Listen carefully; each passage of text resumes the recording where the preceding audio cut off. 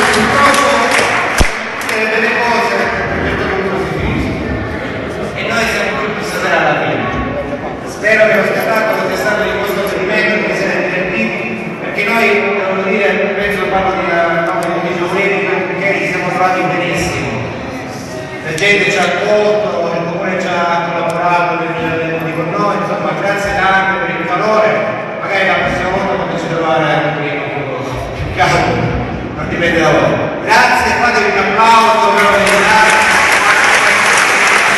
E allora tutti gli artisti che hanno partecipato stasera qua alla nostra tipologia della sesta convention siciliana, abbiamo gli artisti che